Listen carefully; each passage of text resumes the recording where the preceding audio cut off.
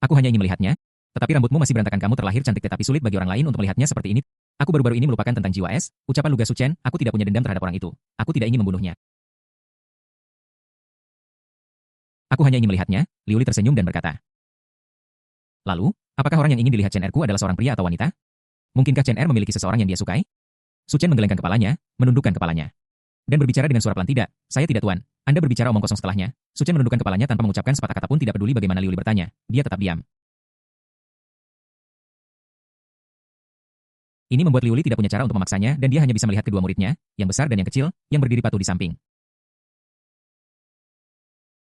Apa yang terjadi di sini Chen Er siapapun yang tahu. Beritahu saya. Ning Qianqian dengan cepat mengangkat tangannya. Liuli berdengung ringan dan mengangguk ceritakan apa yang terjadi. Merawat murid adalah tanggung jawab seorang guru. Terlebih lagi, Su Chen lah, murid kedua yang tidak pernah mengganggunya. Ning Qianqian terbatuk ringan, mengepalkan tinjunya dan meletakkannya di bibirnya. Setelah berpikir sejenak, dia menirukan pola bicara Su Chen dan berbicara perlahan. Guru, aku tahu. Tapi aku tidak akan memberitahumu. Peng Liuli menampar dengan satu telapak tangan. Ning Qianqian berteriak dan terbang mundur menabrak dinding seperti tokek. Dia menempel di dinding selama 3 atau 4 detik sebelum perlahan-lahan meluncur ke bawah. Dia merosot ke tanah, memiringkan kepalanya ke belakang, hatinya sakit dan dia merasa diperlakukan tidak adil. Dia menangis dengan keras dan mengeluh, berat sebelah, guru. Kamu berat sebelah. Mengapa kamu tidak marah ketika kakak senior kedua berbicara seperti itu? Kamu bahkan menyentuh kepalanya. Aku meniru cara bicaranya. Dan kamu memukulku. Bab 603. Liuli yang dingin dan arogan. Apakah kamu memiliki dendam di hatimu? Liuli berjalan perlahan ke arah Ning Qianqian dan bertanya dengan dingin. Ning Qianqian terus menganggukkan kepalanya. Aku dendam. Sangat marah, sangat marah. Mengapa kakak senior kedua bersikeras begitu keras kepala denganmu? Kamu tidak memukulnya, aku hanya mengatakan beberapa kata lagi, dan kamu memukulku lagi dan lagi. Kamu hanya bias. Wajah Liuli tenang, dan dia berkata dengan suara dingin yang tidak memberikan ruang untuk keraguan, bahkan jika guru itu bias. Kamu tidak bisa mengejekku. Kamu tidak menghormati orang yang lebih tua. Dia mengangkat tangannya dan hendak menyerang lagi. Leher kaku Ning Qianqian tiba-tiba melunak ketika tangan Liuli hendak jatuh. Dia dengan cepat bangkit dari tanah, bergegas ke pelukan Liuli, memberinya pukulan, dan memeluknya erat-erat.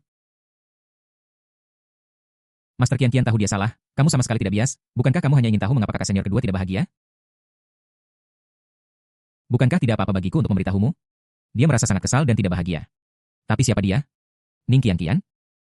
Sepintar dia, tidak mungkin dia akan menentang martabat gurunya saat ini. Kamu tidak bisa menyentuh pantat harimau. Kecuali dia mencari kematiannya sendiri. Akui saja bahwa dia seorang pengecut. Ketika dia berada di sekte, dia sudah penakut di depan gurunya sejak dia kecil, dan dia sudah lama terbiasa dengan itu. Tapi dia sudah menyimpan kebencian ini jauh di dalam hatinya, ya. Guru membesarkannya, merawatnya, dan mengajarinya.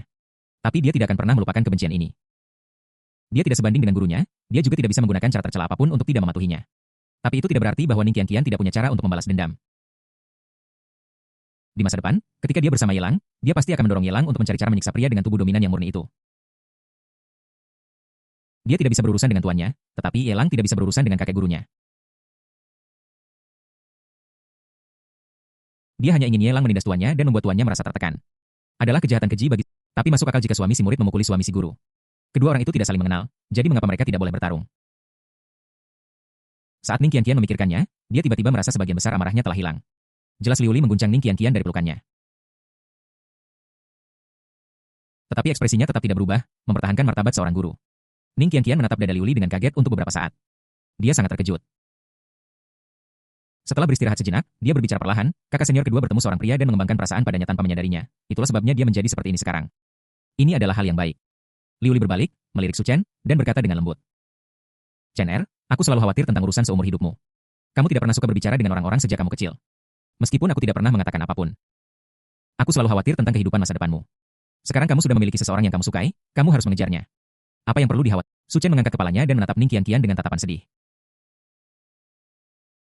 Ning Qianqian merasa seolah-olah sedang ditatap oleh binatang buas yang kelaparan selama 3 hari. Sebuah rasa dingin menjalar dari tulang ekornya hingga ke atas kepalanya. Dia tidak bisa menahan diri untuk bergidik dan melanjutkan dengan tergesa-gesa. Tuan, jangan cemas, saya belum selesai bicara. Meskipun kakak senior kedua naksir pria itu, dia sudah punya pacar. Liuli mengangguk, menandakan bahwa dia mengerti. Sangat mungkin bahwa murid kedua tidak dapat mengatasi hambatan psikologis. Dia berjalan ke tempat tidur dan duduk, menepuk punggung Su Chen dengan lembut, dan berkata dengan nada menenangkan, kita berasal dari garis keturunan yang sama dan selalu mengabaikan formalitas. Jika kamu menyukai pria itu, kejarlah dia saja. Tidak perlu merasa terbebani secara psikologis. Gurumu mendukungmu. Su Chen mengangkat kepalanya, dan matanya di bawah poni kadang-kadang melihat ke arah Ning Qianqian, kadang-kadang melihat ke arah gurunya. Pada akhirnya, dia tidak mengatakan apa-apa, menundukkan kepalanya lagi, dan tetap diam. Liu Li mengerutkan kening karena bingung, menatap Ning Qianqian, dan bertanya dengan curiga, apa yang terjadi? Mengapa? Ning Qianqian menghela napas dan berbicara perlahan serta membujuk, jika sesederhana itu, akan mudah untuk ditangani. Pria itu sangat mencintai pacarnya. Meskipun dia memiliki perasaan pada kakak senior kedua, dia tidak mau meninggalkan kekasihnya. Bahkan jika kakak senior kedua mengancam akan membunuhnya, dia akan membuat pilihan yang sama. Justru karena inilah dia menghindari kakak senior kedua dan tidak mau bertemu dengannya lagi. Suara Ning Qianqian menjadi pelan. Dia melirik Su Chen, menghela napas pelan, lalu membuang muka, menggelengkan kepalanya, seolah-olah menghela napas atas pengalaman Su Chen. Liu Li menatap Luo Qingyu dengan curiga. Apakah ini benar? Luo Qingyu mengangguk sedikit dan berkata, dia tidak berani berbicara terlalu banyak. Semakin banyak dia berbicara, semakin mudah baginya untuk mengekspos dirinya sendiri. Guru menduga bahwa gambaran lengkapnya tidak diketahui. Berdiri dalam perspektif yang sama dengan Ning Qianqian, bagaimana mungkin dia tidak mendengar makna tersembunyi di balik kata-kata adik perempuannya? Bukankah pria yang Su Chen terobsesi adalah Ye Lang? Dan pacar yang tidak ingin dilepaskan oleh Ye Lang bukanlah tunangannya, kan?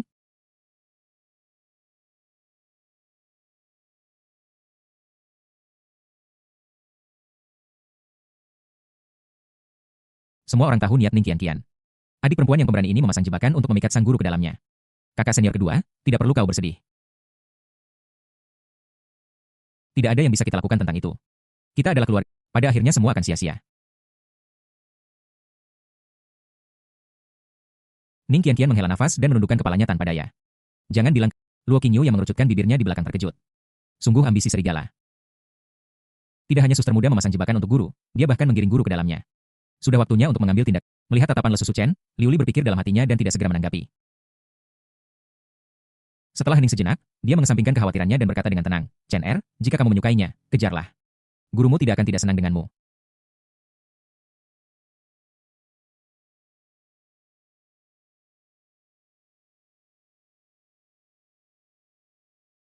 Bohong jika saya katakan saya tidak keberatan. Ning Qianqian tidak peduli dengan apa yang dia katakan sebelumnya tentang beberapa wanita berhubungan seks dengan satu pria, bukan pada muridnya sendiri. Bagaimana mungkin murid yang telah dia kembangkan dengan segala usahanya mau menikah dengan wanita lain? Jika Ning Qianqian menghadapi situasi ini, dia akan mengangkat tangannya dan menampar orang itu hingga terpental. Liu Li lebih dari sekali menduga bahwa murid keduanya mungkin tidak akan pernah jatuh cinta dengan seorang pria dalam hidupnya. Dia sangat keras kepala dan tegar. Sangat sulit untuk bertemu seseorang. Jika dia terus mencoba menghentikannya, dia mungkin akan berakhir hidup sendirian selama sisa hidupnya. Kamu tidak bisa mendapatkan kue dan memakannya juga. Liu Li hanya bisa melepaskan obsesi di hatinya. Su Chen mengangkat kepalanya. Bergumam dan berbicara lagi dengan getir, tetapi aku tidak bisa menemukannya. Apakah dia menghindariku? Liu Li menggelengkan kepalanya dan mengutip sebuah kalimat dari buku terkenal. Perpisahan sementara adalah untuk reuni yang lebih baik di masa depan. Tidak perlu khawatir. Tapi Chen Er, apa yang ingin guru katakan padamu adalah bahwa garis keturunan kita tidak pernah lebih rendah dari yang lain. Bahkan jika kamu menyukai seorang pria, kamu tidak perlu rendah hati.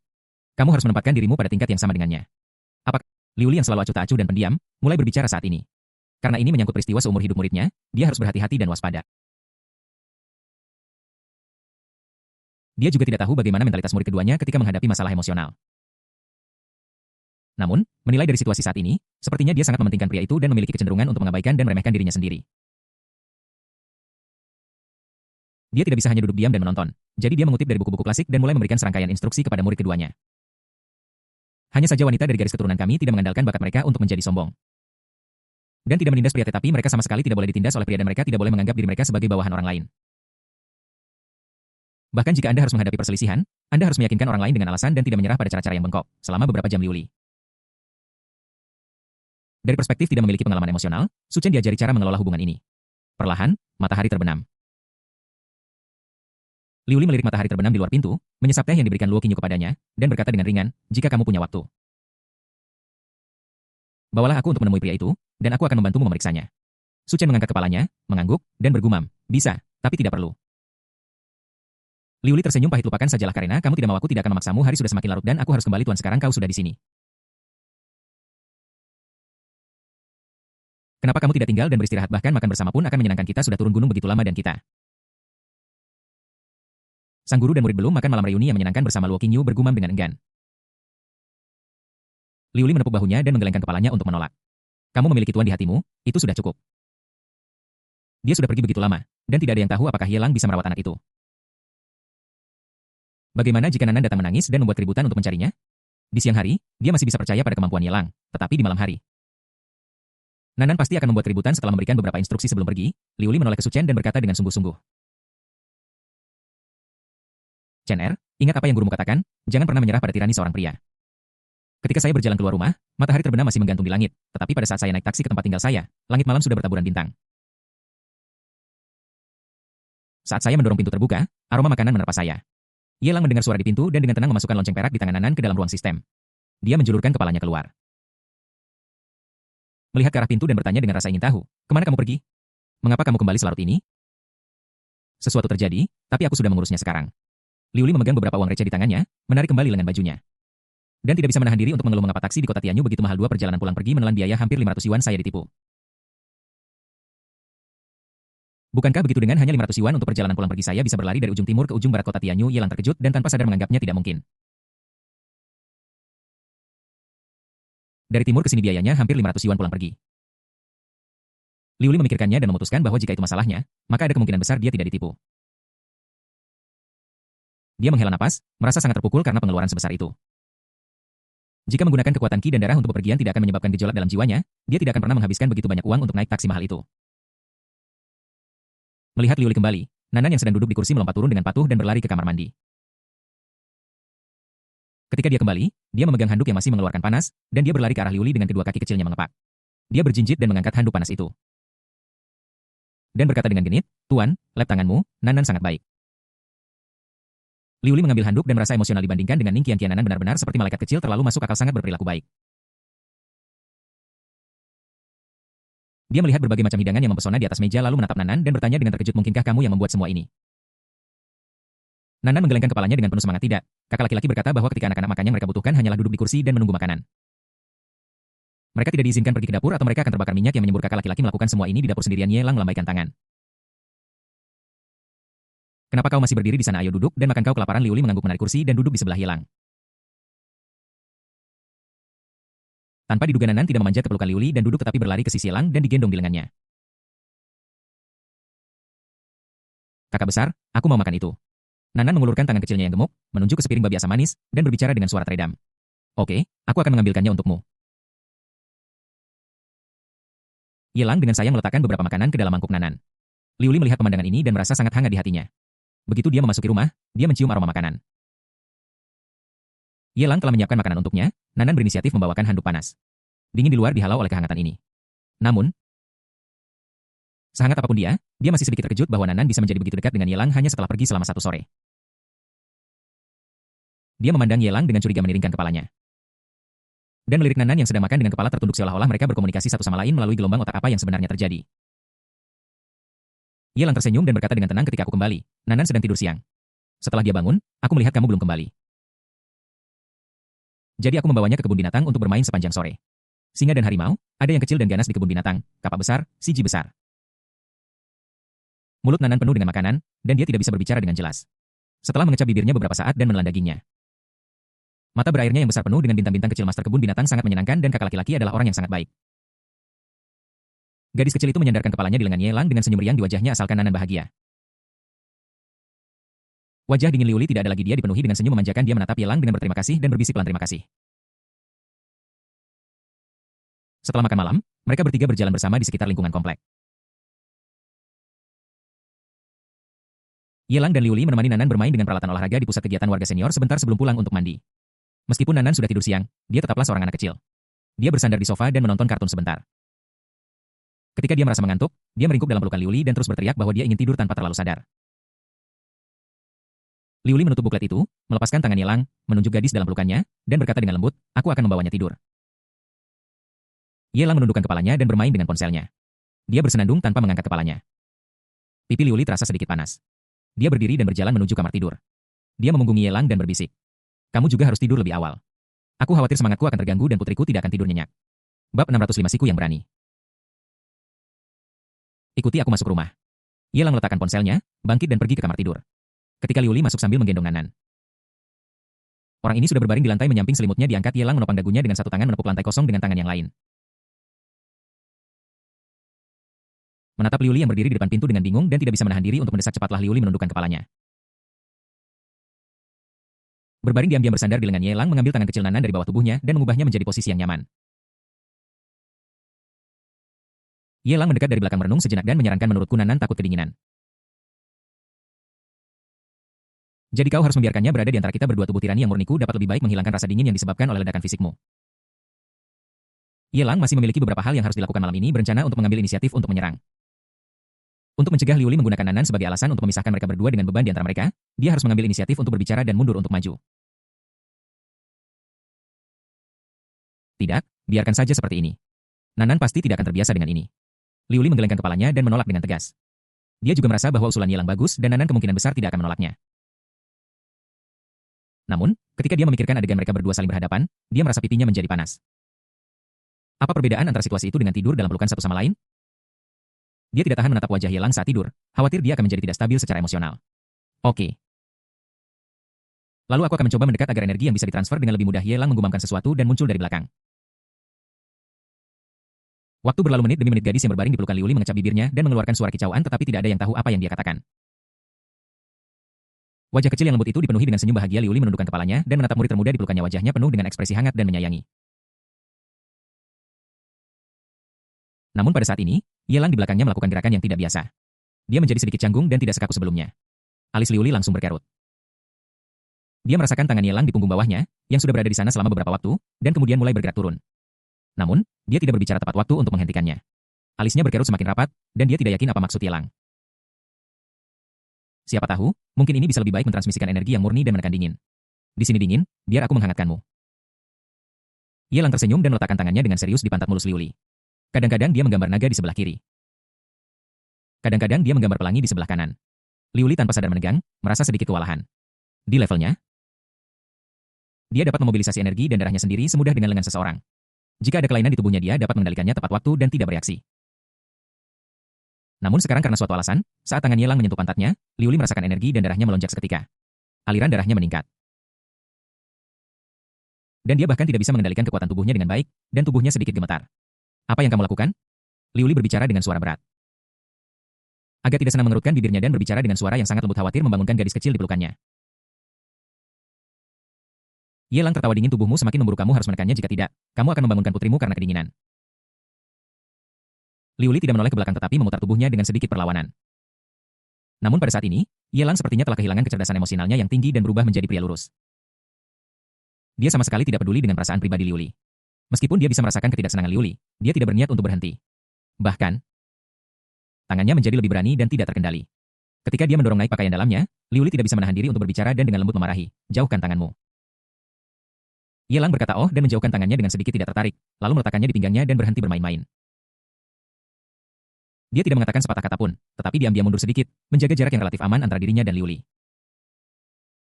Kamar tidur menjadi sunyi, hanya suara jarum jam alarm yang berdetak yang paling menarik perhatian. Liu Li menurunkan alisnya dan menatap putrinya di dalam gendongannya yang sedang berbaring miring, merasa sedikit tidak nyaman di hatinya. Dia hanya tidak suka tangan Ye Lang menyentuh di mana-mana, bukan berarti dia tidak ingin menghentikannya untuk mendekat.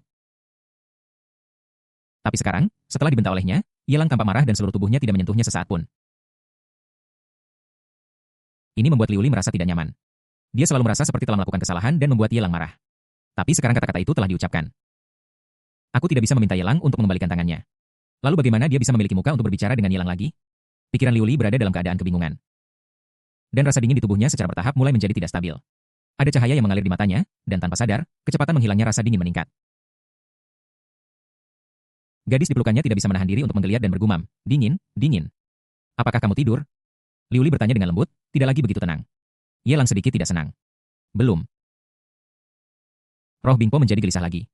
"Bisakah kamu mendekat?" Liu Li berpura-pura tenang dan menghibur dirinya sendiri di dalam hatinya. Itu karena tubuh jiwa es meledak dan Nanan berteriak bahwa dia kedinginan sehingga dia tidak punya pilihan selain berbicara. Itu bukan karena alasan lain. Jika Ye Lang menyentuhnya lagi, dia tetap tidak akan senang. Ye Lang bersenandung dengan kaku dan bergerak mendekat lagi, tetapi kali ini, tangannya masih diletakkan dengan aman di pinggangnya. Dan dia tidak berniat memeluknya. Gadis dalam pelukanku bergumam dengan menyedihkan. Liu Li sepertinya tidak tahan lagi, jadi dia meraih tangan Ye Lang dan meletakkannya di pinggangnya.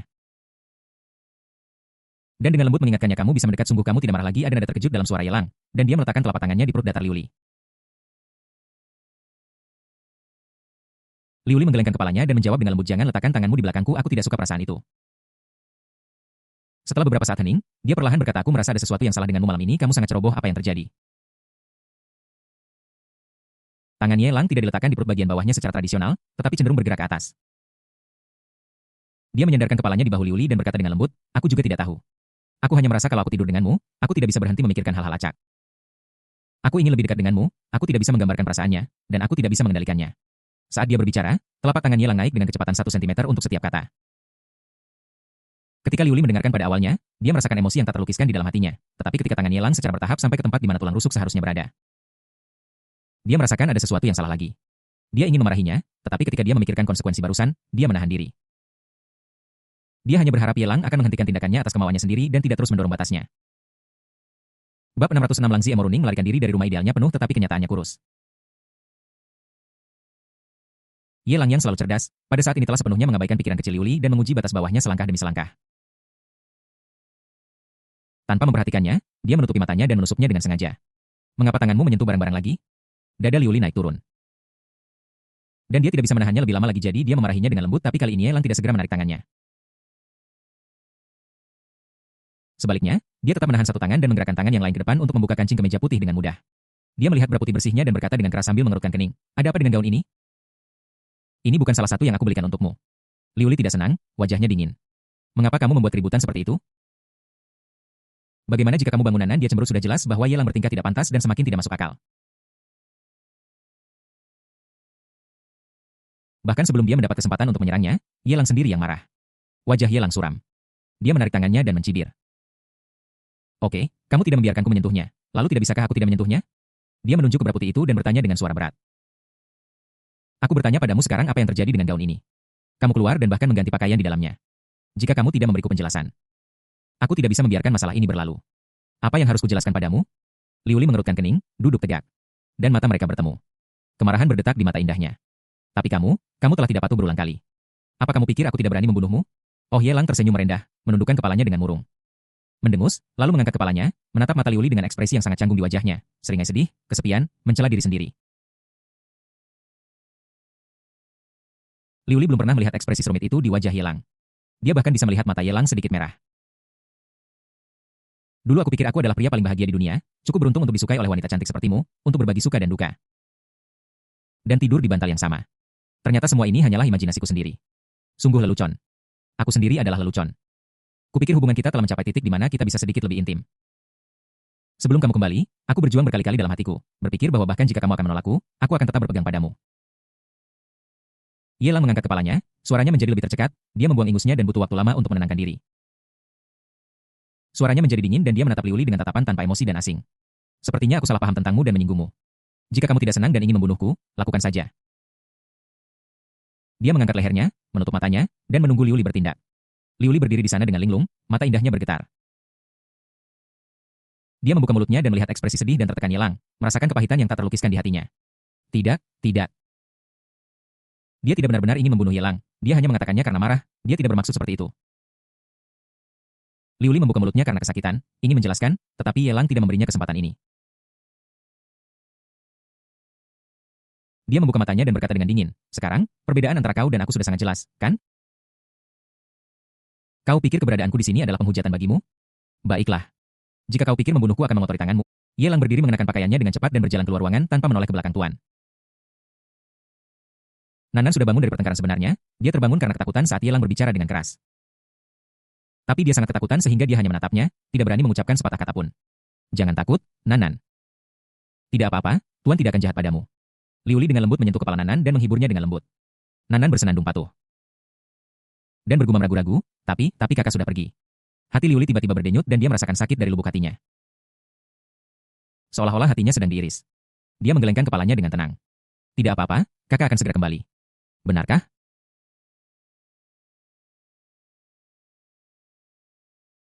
Nanan mengerjapkan mata besarnya dan menatap Liuli. Dia kewalahan dengan suasana itu dan matanya memerah. Dia dengan cepat melemparkan dirinya ke pelukan Liuli, mengulurkan tangan kecilnya yang gemuk. Dan menyekap pipinya. Tuan, jangan menangis. Jika kamu menangis, Nanan juga ingin menangis. Dia melihat air mata basah di ujung jarinya dan bergumam dengan linglung. Kenapa aku menangis? Yelang meninggalkan komplek dan masuk ke kursi belakang Maibach yang sudah lama menunggunya di tempat terpencil. Setelah masuk ke mobil, dia membuka jendela mengeluarkan sebatang rokok menyalakannya, dan menarik napas dalam-dalam. Dia mengerutkan kening melihat keluar jendela dan suasana hatinya sedang buruk. Junzi menoleh ke belakang tanpa berkata sepatah kata pun. Dia tahu tujuannya, jadi dia menyalakan mobil dan melaju perlahan. Untuk memastikan tuan muda tidak terdorong ke belakang oleh angin dingin, dia sengaja memperlambat laju mobil. Dia tahu bahwa tuan muda sedang tidak senang, tetapi dia tidak bertanya apapun untuk membuat tuan muda tidak senang. Di saat-saat seperti ini, seseorang harus tetap diam dan memberikan tuan muda lingkungan di mana dia dapat berpikir mandiri. Hening menyelimuti kabin. Ye Lang sedang merokok di dalam mobil. Dia merokok setengah dan Feng merokok setengahnya. Dia tidak berdebat dengan Feng. Mungkin Feng juga punya masalah. Ye Lang, yang sedang linglung, perlahan-lahan kembali sadar, memegangi dahinya, dan tersenyum pahit dengan ketidakberdayaan. Apa yang sedang terjadi? Sandiwara barusan jelas disengaja olehnya. Jika dia tidak mencari masalah, bagaimana bisa berakhir dengan suasana hati yang buruk seperti itu? Kenapa situasi yang sudah saya rencanakan di pikiran saya, ketika benar-benar terjadi, saya malah merasa emo di dalam hati. Saya mencoba mengambil beberapa napas dalam-dalam untuk menenangkan emosi saya yang bergejolak. Walaupun agak pahit, tidak ada yang bisa kita lakukan. Keadaan sudah sampai seperti ini. Jika dia tidak mengambil inisiatif, dia mungkin benar-benar tidak akan mendapatkan apa-apa. Siang hari. Sementara Nanan sedang beristirahat, dia mengambil lonceng perak yang bisa menyembunyikan tubuhnya dan bersembunyi di halaman Luo Qingyu. Untuk menghindari ketahuan, dia bahkan menggunakan 9 putaran naga surgawi dan tubuh emas abadi. Dia telah mengintai diam-diam. Dia melihat dan mendengar dengan jelas seluruh proses Ning Qianqian meminta dipukuli dan Bra Liuli dibekukan. Alasan yang dia gunakan untuk serangannya bahkan lebih menggelikan. Dia tahu dengan jelas di dalam hatinya bahwa ini adalah kesalahpahaman, tetapi dia harus melakukannya. Dia juga telah memahami karakter Liuli selama periode ini. Dia memiliki batasan sendiri yang tidak bisa dilanggar, dan tidak mungkin dia setuju untuk menjadi guru dan murid bersama. Jika situasi seperti itu benar-benar terjadi, Liuli pasti akan pergi dengan tegas tanpa penyesalan. Bahkan dengan hubungan mereka saat ini, begitu pertunangannya dengan Luo Qingyu terungkap, itu tidak akan menghentikan Liuli untuk pergi demi menghindari kecurigaan. Belum lagi ada juga kesulitan besar dari para suster. Yang paling penting adalah tidak ada 2 suster. Tetapi 6, dan di masa depan mereka bahkan dapat berkembang menjadi versi lengkap dari 7 suster. Bab 607 Transfer Medan Perang. Terlalu banyak kesulitan antara dia dan Liuli seperti gunung yang tidak dapat dengan mudah diatasi. Apa yang bisa Ye Lang lakukan? Kita sudah bertemu secara pribadi hari ini. Bagaimana jika suatu hari nanti guru dan murid benar-benar bertemu dan kita bertemu dengannya lagi? Bukankah itu akan menjadi akhir bagi kita? Kamu bisa menyembunyikannya untuk sementara waktu, tetapi kamu tidak bisa menyembunyikannya selamanya. Jika situasi saat ini terus berkembang dengan lambat. Aku tidak tahu berapa lama waktu yang dibutuhkan bagiku dan Liuli untuk mencapai titik di mana kami berdua bersedia. Terus terang, sampai sekarang, Ye Lang hanya bisa memanfaatkan orang lain secara diam-diam. Lebih mengandalkan keuntungan Liuli yang berpura-pura bodoh padahal dia tahu yang sebenarnya. Faktanya, kertas jendela di antara mereka berdua sama sekali tidak rusak. Apalagi, mengingat kepribadian Liuli yang sangat pasif, yang hanya pandai bicara, jika tindakan drastis tidak diambil, semuanya akan berakhir seperti malam ini. Kontak intim kecil tidak masalah, tetapi jika Anda benar-benar menyentuh titik vitalnya, dia akan marah. Dia akan menolaknya dengan kasar. Atau bahkan menjauhkannya dari kejauhan. Apakah ini pasangan? Pacar atau pacar? Sama sekali tidak. Aku hanya bisa mengatakan bahwa ada sedikit ambiguitas. Mungkin Liuli memiliki perasaan yang tak terkatakan padanya di dalam hatinya, tetapi ini hanya tersembunyi jauh di dalam hatinya. Liuli tidak jelas tentang hal itu dan tidak bersedia untuk mengakuinya secara aktif. Dia hanya secara pasif menerima kehidupan sehari-hari yang hangat ini. Jika tindakan drastis tidak diambil, situasi ini akan berlanjut untuk waktu yang lama dan tidak akan ada cara untuk mematahkannya bahkan sebelum guru dan murid bertemu. Benar-benar tidak ada waktu. Kesempatan itu singkat. Jika dia tidak memanfaatkannya, Liuli mungkin lolos darinya. Ye Lang tidak punya pilihan selain mengambil inisiatif untuk menyerang mengandalkan 2 keuntungan besar yang dia miliki, Nanan dan bahwa Bra itu tidak dibeli olehnya. Yang ingin dia katakan pada Liuli adalah bahwa tanpa tingkat keintiman seperti itu antara seorang pria dan seorang wanita, tidak mungkin bagi mereka untuk tetap bersama dalam waktu yang lama. Jika tidak ada kasih sayang lain untuk mempertahankannya, kita akan berpisah cepat atau lambat. Tetapi malam ini, dia sengaja mempercepat perpisahan itu. Yang menyebabkan banyak kesalahpahaman yang dapat dijelaskan. Itu memungkinkan Liuli untuk mengalami rasa sakit dan kepahitan perpisahan di awal, tetapi juga menyisakan ruang untuk pembalikan. Tujuannya adalah untuk memaksa Liuli untuk merasakan pikiran batinnya yang sebenarnya dan kemudian menghancurkan lapisan kertas jendela itu. Selama lapisan kertas jendela ini hilang, hubungan antara dia dan Liuli akan maju dengan kecepatan roket. Tidak peduli apakah 2 orang bersama atau tidak, mereka akan selalu peduli satu sama lain dan bahkan jika mereka berpisah, mereka akan tetap terhubung. Bunga akan mekar kembali, cinta akan berlanjut, semuanya berasal dari kesalahpahaman di sore hari. Insiden salah identitas Liuli menjadi panggilan bangun untuknya. Anda harus waspada dan merencanakan ke depan. Kedatangan Nanan adalah bantuan yang baik. Tetapi pada saat yang sama itu juga membuatnya santai. Kita harus tetap fokus sekarang bahkan jika prosesnya mungkin berliku-liku itu demi masa depan yang lebih baik. Ye Lang mematikan rokoknya di asbak, membuka sebotol anggur merah dari lemari penyimpanan mobil, menuangkannya ke dalam piala. Mengocoknya dan menyesapnya, lalu mengangkat kepalanya dan menatap Junzi yang telah memperhatikannya di kaca spion, dan berkata sambil tersenyum, "Mengapa kamu menatapku?" Lihat jalan, Junzi menyentuh kepalanya dengan jujur dan berkata, "Tuan, Anda sudah tidak bahagia begitu Anda masuk ke mobil." Aku hanya mencari kesempatan untuk membuatmu tertawa. Aku tidak menyangka kamu akan menemukan lelucon itu bahkan sebelum aku memikirkannya. Lelucon ini cukup lucu. Yelang meletakkan jari-jarinya di luar jendela mobil, merasakan angin sepa-sepa, melihat keluar jendela dengan tenang dan berkata dengan ringan, bagaimana pendapatmu tentang Liuli? Junzi terdiam sejenak sebelum dia perlahan berbicara, Tuan Nona, Liuli itu orang seperti apa? Bukanlah sesuatu yang bisa dikomentari oleh pelayan sepertiku. Yelang memutar matanya dan mengutuk dengan marah. Apa maksudmu dengan pelayan atau bukan? Kau mempermalukan aku, ya? Apa aku sedikit kasar padamu belakangan ini? Apa kau pikir aku tidak baik? Junzi menggelengkan kepalanya. Tuan, apa yang Anda katakan membuat saya kehilangan kesabaran. Saya sama sekali tidak bermaksud begitu. Aku menanyakan ini padamu karena aku menganggapmu sebagai kakak laki-lakiku. Jika kau tidak berpikir begitu, anggap saja aku tidak bertanya. Yelang menoleh, melirik mata Junzi di kaca spion, dan berbicara dengan ringan. Junzi tidak lagi bertingkah sok. Dan berkata jujur sesuai dengan pikiran batinnya. Tuan, saya pikir Anda memperlakukan Nona Liuli lebih serius daripada siapapun. Saya belum pernah melihat Anda menghabiskan begitu banyak energi untuk seorang nyonya muda sebelumnya. Tetapi ketika menyangkut Nona Liuli, Anda tampaknya bukan lagi seorang tuan yang tinggi dan perkasa, tetapi seorang warga sipil biasa. Tentu saja. Aku tidak mengatakan bahwa ini tidak layak untuk kamu lakukan, aku hanya merasa sedikit emosional. Itu benar, tetapi tidak ada yang bisa kita lakukan tentang itu. Yelang melihat pemandangan malam yang surut, lampu-lampu dari ribuan rumah, sungguh damai dan tentram. Hatiku juga menjadi tenang. Junzi benar, dia memang menghabiskan terlalu banyak waktu dan energi untuk Liuli. Dulu, tidak peduli apakah itu Su Xiao-xiao, Qiu Jiwer atau gadis-gadis keberuntungan lainnya, meskipun dia selalu memperlakukan mereka dengan ramah, latar belakang besar keluarga Ye sebenarnya membawa status dan auranya ke puncak. Bahkan jika Anda tidak mau mengakuinya, Anda tidak dapat menyangkal bahwa ini adalah fakta. Hanya ketika menyangkut Liuli, dengan kekuatan Liuli. Bisakah dia melawan putra keberuntungan sendirian dan bahkan melukainya dengan serius status? Dia adalah penguasa sekte, penguasa putra dan putri takdir, dan dia jauh di atas semua orang. Belum lagi Liuli tidak tahu bahwa dia adalah pewaris keluarga Ye, bahkan jika dia tahu, dia tidak akan peduli. Apalagi memberinya poin tambahan di hatinya. Tentu saja, tidak ada jalan untuk kembali di jalan ini. Ketika dia mengarahkan pandangannya pada Liuli. 7 saudari Liuli dan Luo Qingyu diikat bersama. Saat Anda berlayar melawan arus, jika Anda tidak bergerak maju, Anda akan bergerak mundur. Saat mereka mengobrol di sepanjang jalan, Junzi bisa merasakan kesepian dalam kata-kata tuan muda itu. Saya menebak dalam hati bahwa tuan muda telah jatuh cinta pada Nona Liuli. Anda salah. Kapan tuan muda tidak jatuh cinta? Hanya kali ini emosinya bahkan lebih kuat.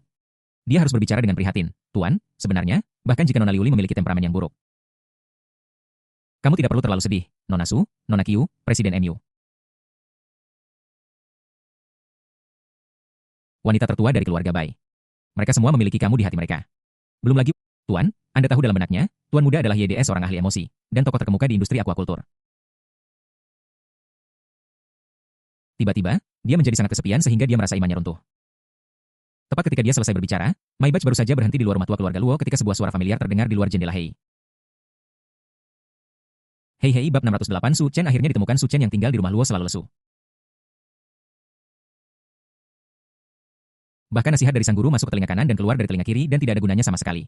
Ketika saya merasa melankolis, saya tidak memperhatikan berlalunya waktu. Pada saat ini, saya merasakan napas yang familiar tidak jauh dari sana, dan saya segera berlari menghampirinya. Dia berdiri di luar jendela. Melihat wajah yang familiar di dalam mobil, matanya yang indah penuh kejutan, ketemu. Aku menemukannya, akhirnya menemukan Mu Chen. Yelang membuka pintu mobil, menggeser sedikit kursinya, dan bergumam dengan lembut. Sudah lama sejak terakhir kali kita bertemu. Aku sangat merindukanmu. Masuk dan duduklah. Su Chen masuk ke kursi belakang mobil, menundukkan kepalanya, lalu mengangkatnya, menatap Yelang dengan kesal. Benarkah? Benarkah kau merindukanku? Mengapa kau bersembunyi dariku? Ketika dia mendengar apa yang baru saja dikatakan Yelang, dia merasa bahwa semua kebencian di hatinya selama periode ini tiba-tiba menghilang tanpa jejak. Dia hanya penasaran, mengapa Yelang merindukannya tetapi tidak datang menemuinya, tetapi malah bersembunyi sepanjang waktu dan tidak membiarkannya mengikutinya. Aku tidak bersembunyi darimu. Bagaimana mungkin aku bersembunyi darimu? Mungkin tempat aku tinggal baru-baru ini agak rahasia. Ada beberapa hal yang tidak nyaman untuk dibicarakan, tetapi aku tidak sabar untuk bertemu denganmu dalam perjalananku ke sini. Yelang memegang tangan Su Chen yang lembut dengan suara hangat dan mendorong poni panjangnya ke belakang telinganya. Wajah yang cantik. Yang seindah bunga lotus yang muncul dari air jernih dan tanpa hiasan apapun, terungkap di depan matanya. Dia berseru kagum. Dia masih sangat cantik. Bahkan tanpa riasan wajah pun dia jauh lebih baik daripada para wanita cantik di jalanan itu. Junzi diam-diam mengangkat tirainya, dan 108 ide yang telah ia pikirkan untuk menghibur tuan muda yang sedang patah hati. Dia merasa seperti seorang idiot besar. Aku benar-benar dibodohi oleh tuan muda. Sial. Merasa sedih. Junzi diam-diam mengeluarkan buku catatannya, membuat catatan di sana dengan spidol merah, dan menulis sederet karakter besar dan bebas di halaman pertama. Tuan muda sedikit mabuk, aku akan berakting sampai kau menangis. Su Chen sama sekali tidak menyadari hal ini. Dia hanya merasa bahwa setiap kata dari kata-kata ini sangat berharga bagi telinganya. Aku berharap bisa mengukirnya di hatiku karena takut masuk telinga kanan keluar telinga kiri, benar-benar indah. Guru berkata bahwa rambutku berantakan. Ini jelek. Su Chen menarik poninya, menyesal karena dia tidak berdandan sebelum keluar. Itu karena dia tidak tahu cara menghargainya. Ye Lang menggelengkan kepalanya dan menepuk kepala Su Chen. Dia bertanya dengan rasa ingin tahu mengapa kamu di sini sendirian saat ini di mana Qin Yu dan Qian Qian. Su Chen ragu sejenak mereka ada urusan. Pergi keluar, aku pergi untuk memberitahu adik-adik juniorku tentang berita itu. Kapan kamu akan kembali? Aku hanya punya sesuatu yang penting untuk dikatakan kepadamu. Ye Lang berpikir dalam hati apakah tidak ada seorang pun di halaman Luo Qin Yu saat ini. Bukankah itu berarti apapun yang dia diskusikan dengan Su Chen hanyalah masalah antara mereka berdua? Bagaimana jika dia tiba-tiba kembali? Tertangkap tidak masalah, yang penting adalah aku benar-benar marah. Bukankah akan lebih membuat frustrasi jika tidak dikeluarkan? Su Chen menggelengkan kepalanya. Aku tidak tahu. Mungkin besok. Atau mungkin 2. Sebelum pergi, Ning Qian Qian merasa bahwa tinggal di keluarga Luo terlalu membosankan. Jadi dia menggunakan ini sebagai alasan untuk mengajak kakak seniornya bersantai. Konon katanya sebuah pesan, tetapi sebenarnya itu hanya untuk mencari kesempatan untuk pergi keluar dan bermain. Ketika kakak perempuan tertua mengetahui bahwa nyawa sang guru tidak lagi dalam bahaya, dia dalam suasana hati yang sangat baik dan setuju. Mereka berdua baru saja pergi bersama dan mereka pasti tidak akan kembali untuk sementara waktu. Kalau begitu, mari kita masuk dan berbicara. Ye Lang meraih tangan Su Chen. Keluar dari kereta, mengeluarkan sebuah kotak kosong dari bagasi, dan menyuruh Junzi untuk mencari tempat menginap untuk malam itu. Kemudian dia dan Su Chen menyeberangi tembok dan datang ke kediaman Luo Qin Yu. Begitu dia memasuki rumah, dia membuka kotak kosong itu. Dalam sekejap, ruangan itu dipenuhi dengan botol-botol obat biru kecil. Semua dengan warna yang sama, semuanya berisi ramuan konstitusi ke-10. Apakah ini ramuan untuk meningkatkan kebugaran fisik? Kakak senior memberikannya langsung kepada kami. Katakanlah kamu yang memberikannya kepadaku. Su Chen terpesona oleh deretan obat-obatan yang memukau di dalamnya. Dia tahu kekuatan ramuan konstitusi ke-10. Setelah hanya meminum selusin botol, dia merasa kekuatannya telah meningkat 20 hingga 30. Sungguh ajaib. Kamu harus tahu bahwa kekuatannya saat ini adalah hasil kerja keras bertahun-tahun dan pengajaran terus-menerus oleh gurunya yang memakan waktu lebih dari 10 tahun. Tapi sekarang, hanya lusinan botol obat dapat mencapai ini, yang terlalu mengerikan. Ini secara khusus dibawakan untukmu untuk meningkatkan kekuatanmu. Lain kali jika kamu bertemu musuh setingkat Ye Chen, kamu bersaudara akan bekerja sama dan kamu tidak akan kehilangan kesempatan untuk bersaing. Ye Lang mendesak jika kamu baik-baik saja, minumlah dengan cepat dan tingkatkan kekuatanmu. Su Chen menggelengkan kepalanya tidak. Aku baru saja mencerna apa yang dibawa oleh saudari senior baru-baru ini. Minum terlalu cepat akan merusak kesehatanmu. Ye Lang mengangguk dan mengeluarkan selusin kelopak teratai merah muda dari teratai salju Tianshan berusia 1000 tahun dari lengannya, menyerahkannya kepada Su Chen. Dan berkata ini adalah hartaku jika kamu merasa tidak enak badan pegang satu di mulutmu untuk menghilangkan efek sampingnya, apakah ini kelopak teratai salju Tianshan?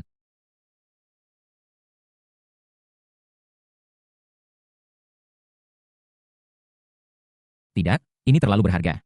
Aku tidak bisa menerimanya. Su Chen menolak dengan tegas. Ye Lang memutar matanya dengan kesal. Aku ingin meningkatkan kekuatanmu sekarang sehingga kamu bisa melindungi diri sendiri. Kalau tidak, menurut kepribadianmu, kamu akan bergegas maju saat bertemu musuh, dan cepat atau lambat kamu akan berada dalam bahaya. Aku ingin melihatmu menjadi lebih kuat dengan mata kepalaku sendiri. Kalau begitu aku bisa merasa tenang. Apakah teratai salju Tianshan berharga? Tentu saja berharga. Di mata orang lain, itu adalah obat mujarab untuk menyembuhkan luka. Bahkan seseorang selevel Ye Chen pun tidak bisa mendapatkannya. Jika tidak, luka-lukanya tidak akan pulih begitu lambat. Jika dia memiliki teratai salju Tianshan, luka yang disebabkan oleh Liu Li akan sembuh paling lama dalam 2 atau 3 hari. Tapi di sini, di Ye Lang, seperti kubis, ada lusinan di ransel sistem. Sekarang, satu akan tiba-tiba muncul di lotre, jadi tidak perlu khawatir akan kehabisan di masa depan. Bukannya aku sangat memihak Su Chen, bukankah itu hanya kebetulan bahwa mereka berdua sendirian bersama? Kata-kata manis tetap diperlukan. Untuk Luo Qin Yu, mereka sangat kuat. Bahkan jika mereka mencerna energi secara alami, paling lama 10 hari atau setengah bulan bagi mereka untuk mencapai batas dari apa yang dapat ditingkatkan oleh ramuan 10 pada kebugaran fisik mereka. Su Chen mengambil kelopak lotus dan, di depan Ye Lang, membuka botol obat dan menuangkannya ke mulutnya. Setelah beberapa saat, seluruh tubuhnya terasa seperti terbakar, seolah-olah sedang dipanggang oleh api. Kulitnya retak inci demi inci dan wajahnya memerah. Ketidakmurnian secara bertahap mulai muncul di permukaan kulit. Su Chen memeluk seikat botol dan berlari ke kamar mandi. Dia tidak ingin menunjukkan sisi menyedihkannya di depan Ye Lang, jadi dia menghindarinya dengan sengaja. Ye Lang tersenyum tipis. Diam-diam pergi ke tempat tidur Luo Qin Yu, meletakkan tangannya di belakang kepalanya dan menunggu dengan santai. Bab 609 Hutang guru dibayar oleh murid. Aku tidak tahu sudah berapa lamanya, tetapi ada suara percikan air dari kamar mandi, sebegitu cepat. Ye Lang sedikit terkejut dan melihat ke bawah pada apa yang dia kenakan. Aku sedang berpikir, haruskah aku mandi juga? Setelah pertimbangan yang cermat, aku menolak ide ini. Aku baru saja mencuci tanganku di tempat Liu Li kurang dari 2 atau 3 jam yang lalu. Akan buang-buang air jika mencucinya lagi sekarang. Hargai sumber daya air mulai sekarang. Segera pintu kamar mandi dibuka. Mis putih meluap dan Su Chen Mengenakan piyama biru muda berjalan keluar kulitnya seperti telur yang baru dikupas lebih putih dari salju dan semerah anggur dia berdiri di dekat tempat tidur dan berhenti sejenak. Ye Lang melambaikan tangannya, mengapa kamu berdiri di sana, datang dan duduk, bagaimana perasaanmu, apakah kamu tidak akan merasakan apapun jika kamu minum lebih banyak? Su Chen duduk dengan patuh di samping tempat tidur di sebelah Ye Lang dan mengangguk dengan serius, aku minum 32 botol setelah makan 8 kelopak lotus. Satu botol terbuang sia-sia, tidak ada efeknya setelah aku meminumnya. Su Chen masih menghargai obat fisik semahal itu dan merasa sayang untuk menyia-nyiakan sebotol. Tidak ada yang bisa kita lakukan. Jika kamu tidak minum botol itu, kamu tidak bisa yakin apakah itu akan berhasil. Ye Lang menghiburnya dengan lembut, dan mengulurkan tangannya di belakang Su Chen. Meletakkannya di bahunya. Dia memasukkan jari-jarinya ke rambutnya yang hitam dan berkilau, memainkannya beberapa kali, dan berkata dengan bercanda.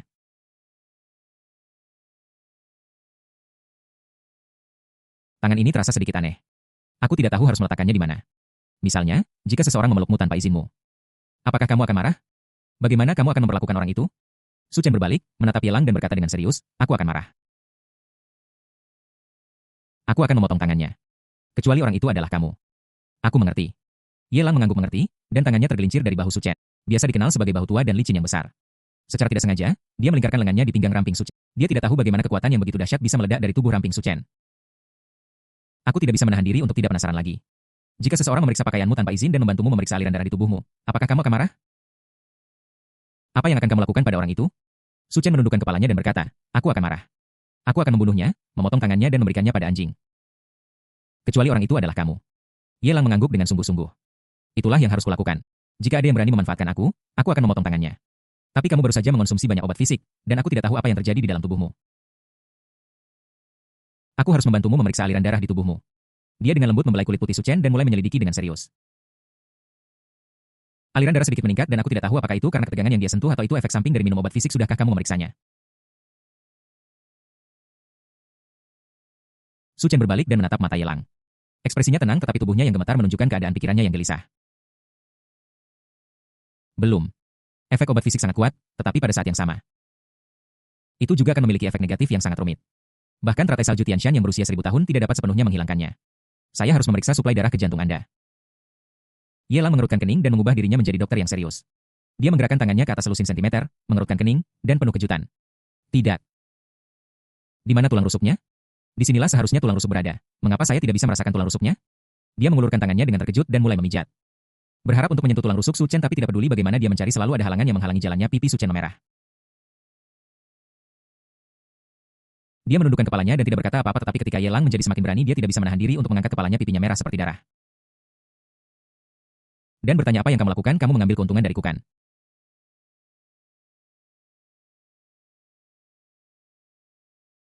Ye Lang meletakkan satu tangan di tempat itu dan meletakkan tangan lainnya di mulutnya dengan sebuah kepalan. Dia terbatuk ringan dan berkata untuk menyembunyikan rasa malunya. Apakah kamu akan marah? Apa yang akan kamu lakukan pada orang itu? Su Chen mengerutkan bibirnya dan berkata dengan dingin, aku akan marah. Aku akan membunuhnya dan menendang kepalanya seperti bola. Kecuali orang itu adalah kamu, Chen Er.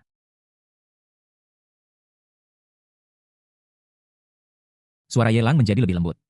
Dia meletakkan tangannya di wajah. Sayang sekali kau adalah adik seperguruan Qingyu. Sayang sekali gurumu tidak akan setuju dengan apa yang terjadi di antara kita. Meskipun aku tertarik padamu, ada orang-orang yang menghalangiku. Aku hanya bisa mengambil kesempatan ini untuk memuaskan rasa penasaranku. Dia menghela napas dan memberi isyarat untuk menarik tangannya. Aku tidak melanjutkan penyelidikan.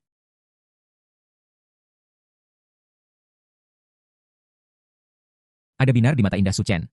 Apakah kamu tertarik padaku? Kau dan aku, kenapa aku harus berbohong padamu? Jangan mengikutiku secara membabi buta lagi. Bukannya aku tidak suka kau mengikutiku. Tapi aku tidak terbiasa dengan seseorang yang diam-diam menjagaku seperti itu. Aku khawatir aku tidak akan bisa menahan perasaanku. Su Chen menggigit bibirnya, mengepalkan tinjunya dan berkata dengan serius, guru berkata kita tidak perlu khawatir tentang formalitas jika ada persahabatan. Semuanya bisa diabaikan. Apakah itu yang kau katakan? Bagaimana bisa Ye Lang ingat bahwa Ning Qianqian yang sengaja memasang jebakan? Bagaimana jika Liu Li tahu bahwa pacar yang dibicarakan Ning Qianqian adalah Luo Qingyu? Apakah Liu Li masih akan mengatakan kata-kata itu? Tentu saja dia tidak akan menjelaskannya kepada Su Chen. Lalu Chen Er, apakah kamu punya perasaan padaku? Ye Lang menatap mata Su Chen dan bertanya dengan sungguh-sungguh. Itu adalah pertama kalinya Su Chen ditatap seperti itu dan dia merasakan emosi yang tak terlukiskan di dalam hatinya. Dia memalingkan kepalanya dan tidak mengatakan apa-apa. Tapi bagaimana mungkin Ye Lang bersedia melewatkan kesempatan bagus seperti itu? Dia punya pertanyaan yang sangat ingin dia verifikasi pada Su Chen. Lihat aku. Ye Lang menopang pipi Su Chen dengan kedua tangannya, membuatnya menghadapnya dan tidak memberinya kesempatan untuk melarikan diri. Pipi Su Chen memerah. Aku tidak tahu. Aku tidak tahu apakah aku punya perasaan padamu, tetapi aku merasa kosong di dalam karena aku tidak dapat menemukanmu. Aku ingin menangis. Aku tidak tahu kenapa. Yelang bertanya lagi dengan serius jika seseorang menggunakan alasan berkelahi denganmu dan kamu tidak sengaja berkelahi sampai kelelahan dan tidur bersama. Apakah kamu akan marah? Apa yang akan kamu lakukan? Suchen berkata dengan sungguh-sungguh, aku tidak akan marah. Aku pikir aku mungkin sedikit senang. Karena aku tahu orang itu adalah kamu. Suasana di ruangan itu tiba-tiba membeku. Suchen mengangkat kepalanya dengan tenang. Menatap mata Yelang mengatupkan bibirnya, dan salah satu sudut piamanya terlepas dari bahunya tidak ada gerakan sama sekali hanya bahu tua itu yang benar-benar licin. Kamu tidak akan tahu sampai kamu mengalahkanku setelah aku mengalahkanmu semua kata-kata yang kamu ucapkan adalah kebohongan dulu ketika kita berada di klan. Bukankah kamu mengancam akan mengalahkanku cepat atau lambat aku akan memberimu kesempatan ini. Yelang bergegas menuju Suchen dengan taring dan cakarnya terhunus seolah-olah dia siap mempertaruhkan nyawanya untuknya. Suchen menolak untuk dikalahkan dan bangkit melawan 10 menit kemudian tempat tidur Luo Qingyu pakaian Suchen utang yang ditanggung oleh Liu Li. Murid bayar dengan nyawamu bab 610 nilai penjahat takdir besar kamu sangat kuat tetapi aku juga tidak lemah. Suchen yang kuat sepanjang hidupnya memalingkan kepalanya, menggigit bibirnya, dan menolak untuk mengakui kekalahan apapun yang terjadi. Dia merasa malu dan tidak berani menatap mata Yelang. Aku tidak pernah menyangka bahwa suatu hari aku akan bisa setara dengan Yelang. Dia bertekad dalam hatinya bahwa dia harus mendapatkan keuntungan dalam konfrontasi ini. Itu belum tentu benar. Yelang tersenyum main-main dan diam-diam mengaktifkan armamen hakinya.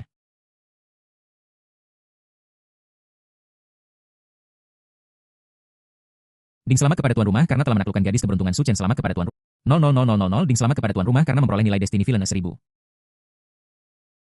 Ding selamat kepada host karena mendapatkan nilai penjahat takdir 1002. Ding selamat kepada host karena mendapatkan nilai penjahat takdir 1007. Tidak diketahui berapa lama telah berlalu Yelang melihat ke langit dan melihat bahwa hari sudah mulai terang dia mengeluarkan sebatang rokok. Menyalakannya, mengambilnya, dan mulai mengepulkan asap. Bagaimana mengatakannya? Dia tidak menyimpan kebencian apapun terhadap Suchen. Tapi sayangnya, saya merasa frustrasi oleh Liu Li. Ya, saya frustrasi. Dia diusir oleh Liu Li, jadi bagaimana mungkin dia tidak marah? Dalam hidupnya, Yelang belum pernah menderita ketidakadilan sebesar ini dan dia harus membalasnya apapun yang terjadi. Hutang cinta yang dimiliki oleh sang guru harus dibayar oleh muridnya. Sangat masuk akal, kan? Lagi pula, dia tidak menginginkan kecantikan Suchen, juga tidak melampiaskan amarahnya. Semuanya adalah untuk memverifikasi tebakan di benaknya, tebakan besar tentang seberapa berharganya penjahat yang ditakdirkan itu. Nilai penjahat yang ditakdirkan yang biasanya dikalahkan oleh gadis keberuntungan adalah konstan di angka 50.000. Fluktuasi pertama terjadi pada Bloody Mandragora, yang memberikan 100.000. Saat itu, kebugaran fisik Blood Mandragora sekitar 100, yang sebanding dengan kakak iparnya, Ye Feng. Setelahnya, Samsara memberikan sejumlah besar 350.000 nilai penjahat takdir dan Xiao Cucu juga memberikan 300.000. Kebugaran fisik kedua gadis keberuntungan ini sekitar 300 pada saat itu. Xiao Cucu adalah adik perempuan junior kelima dan relatif lebih lemah. Adapun Kana Ishihara, wanita itu dari Sakuraso, mungkin ada beberapa perbedaan antara dia dan sistem perhitungan kebugaran fisiknya, jadi mereka hanya memberikan 100. 000 yang bukan masalah besar Yelang bisa mengabaikan satu kejadian aneh tetapi kelainan berulang memaksanya untuk memperhatikan. Dia sangat curiga bahwa nilai penjahat takdir terkait dengan fisik gadis keberuntungan. Semakin tinggi fisik Anda, semakin banyak nilai penjahat takdir yang Anda dapatkan. Di tingkat lain, dapat dijelaskan bahwa semakin tinggi fisik gadis yang beruntung, semakin sulit untuk menjatuhkannya. Tentu saja, kasus Lin Xingyi adalah kasus khusus dan dia diawasi dengan sangat ketat oleh Ye Chen yang sangat meningkatkan kesulitannya. Semua spekulasi terverifikasi saat aku mendengar suara perintah sistem. Tebakan yang bagus. Benar saja. Fisik Suchen telah mencapai puncak yang bisa ditingkatkan oleh ramuan saat ini, dengan fisik 1000 poin, memberikan nilai penjahat takdir yang besar sebesar 1 juta. Bukankah itu berarti bahwa dengan meningkatkan kekuatan Girl of Luck di masa depan dan kemudian menjatuhkannya, nilai villain takdir konstan 50.000 dapat ditingkatkan secara signifikan. Tentu saja meningkatkan kekuatan Girl of Luck akan menghabiskan sejumlah nilai Destiny Villain. Tapi lotter sistem saat ini berbeda dari sebelumnya. Benda ini adalah barang langka. Saat tidak muncul, itu sangat langka dan berharga namun begitu munculnya akan menjadi umum contohnya. Ratusan botol ramuan Constitution 10 yang dibawa kali ini jika ditambahkan hanyalah bernilai lebih dari 1 juta poin Destiny Villain. Hanya Suchen seorang diri hampir mengembalikan semua uangnya lebih penting lagi Suchen dengan kekuatannya yang meningkat juga bisa menjadi bantuan besar baginya. Ada juga ramuan fisik yang tersisa yang dapat digunakan untuk meningkatkan kebugaran fisik wanita yang beruntung seperti Luo Qingyu. Gelombang ini keuntungan besar. Apakah kamu tidak bahagia? Suchen mengerucutkan bibirnya dan mendekat ke Yelang. Melihatnya mengerutkan kening dan mengepulkan asap dari waktu ke waktu, dia tidak bisa menahan diri untuk bertanya. Dia sedikit takut dan mulai bertanya-tanya apakah itu karena dia berbeda dari gadis-gadis lain yang membuat Yelang tidak nyaman. Bagaimana bisa Ye Lang mematikan puntung rokoknya di kotak rias Ning Qianqian sambil memegang tubuh Su Chen yang lembut dan halus? Dia berkata dengan ringan. Tapi kamu tadi cukup malu tapi sekarang kamu